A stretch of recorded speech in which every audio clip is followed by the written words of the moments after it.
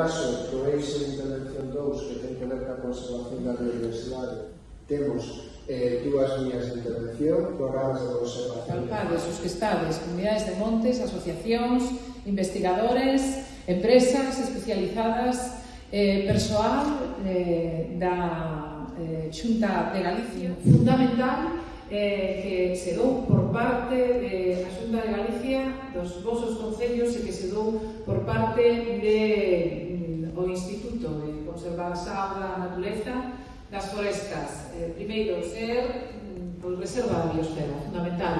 Temos 7 reservas da biosfera en Galicia, temos un 42% do territorio protegido, queremos ir a máis. En marcha temos 2 reservas máis.